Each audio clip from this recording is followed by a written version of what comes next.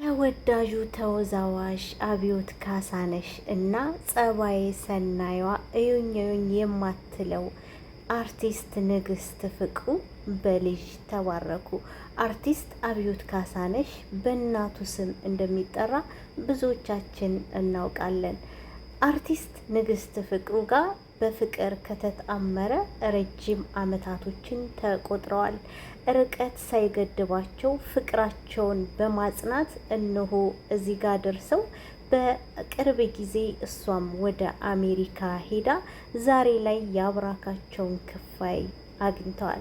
ሰላም ሰላም! ውድና የተከበራችሁ የሄሎ ሚዲያ ቤተሰቦች እንደምን አላችሁ? በያላችሁበት የዓለም ክፍል ሰላማችሁ ብዝት ትርፍ ይበል እያል ዛሬ እንግዲህ በተወዳጆቹ ጥንዶች የተሰማ አዲስ ብስራትን ይዘን መጥተናል።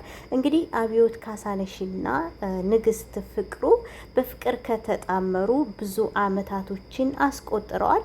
ይህ ፍቅራቸው ደግሞ ፍቅር እንዲሆን እንግዲህ በአካል ወይም አንድ ቤት ውስጥ አንድ ጣራ ውስጥ ተቀምጠው ፍቅርን ለማጣጣም ብዙ ጊዜ አልታደሉም፣ እድሉን አላገኙትም ነበር። ምክንያቱም ባሉበት የሀገር ርቀት አማካኝነት ብዙውን ጊዜ የአሜሪካ ፕሮሰስ ሁላችሁም እንደምታውቁት ጊዜና ሰዓት ይወስዳል።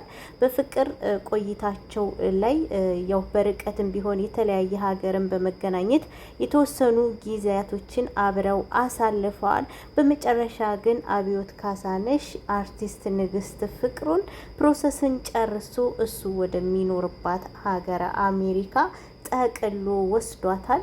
ባለሳሳት አንድ አመት ገደማ ይሆናታል ወይም ያልፋታል ወደ አሜሪካ ጠቅላ ከሄደች ማለት ነው።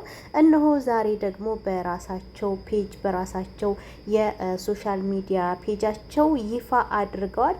ለሚወዳቸውና ለሚያከብራቸው ይሄንን ብስራት ብዙ ሰው እንደሚጠብቅም ስለሚያውቁ አበስረዋል ማለት ነው።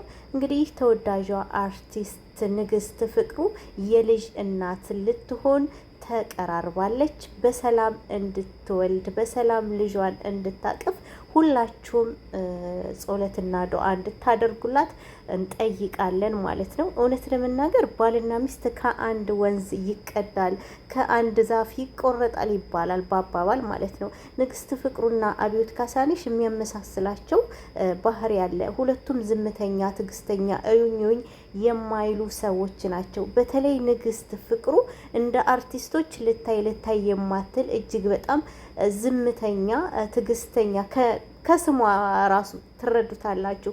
ብዙ ሰዎች ሊያሾን አካቶ ወይንም እንደ ሊያሾ አይነቶች አንድ ሰሞን ስለሷ ማውራት ጀምረው ነበር። ነገር ግን የተወራው ሁሉ ስህተት እንደነበረ ራሷ ሊያሾም ይቅርታ ጠይቃታለች ማለት ነው።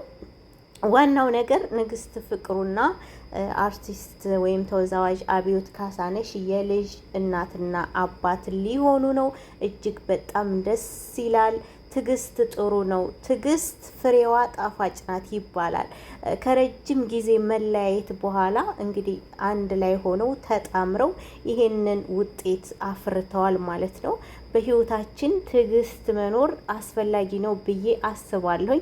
ትዕግስት ስላደረገች እሱም ትዕግስት ስላደረገ ዛሬ ልጅ ሊያገኙ ችለዋል ማለት ነው። እና ስለነሱ እኔ በጣም ደስ ብሎኛል። ሁላችሁም እንኳን ደስ ያላችሁ በማለት ደስታችሁን ግለጹላቸው። ብዙ አርቲስቶች በሶሻል ሚዲያ ገጻቸው እንኳን ደስ ያላችሁ ብለዋቸዋል። ከነዚህም ውስጥ አርቲስት መቅደስ ጸጋዬ ደስታዋን ገልጻለች ማለት ነው።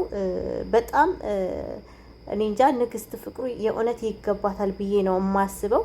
ወልዳ ደግሞ አቅፋ ልጇን እንደምናያት ተስፋ እናደርጋለን። እንግዲህ መውለጃዋ እንደደረሰ እንደተቃረበ ነው ያየነው ፎቶ ፕሮግራም ላይ ማለት ነው። በጣም ደስ ብሎናል። እንኳን ደስ ያላችሁ ማለት እንወዳለን። ውድ የመዳም ቅመሞች በየአረብ ሀገር ያላችሁ እናንተም ይሄ እድል እንዳገኛችሁ እንድታገኙ ምኞቴ ነው። እውነት ለመናገር መውለድን የሚያክል ራስን መተካት የሚያክል ነገር የለም። ገንዘብም ሁሉም አላፊ ነው። መውለድ ግን ብትሞቱ እንኳን ስማችሁ በልጆቻችሁ ይጠራል ማለት ነው። ውለዱ፣ አግቡ፣ ውለዱ ማለትን በዚህ አጋጣሚ ያስተላልፋለሁ። አብዮት ካሳንሽና ንግስት ፍቅሩ እንኳን ደስ ያላችሁ። እንግዲህ መልካሙን ዜና እንሰማለን። ወልደሽ በቅርቡ ደግሞ ልጅሽን ታቅፈሽ የምናይበት ቀን ቅርብ እንደሚሆን ተስፋ አደርጋለሁ። ውድ የሄሎ ሚዲያ ቤተሰቦቼ የሰው ደስታ የሚያስደስታችሁ ይህንን ቪዲዮ ላይክ አድርጉ በማለት ከወዲሁ ከዚሁ እሰናበታለሁ።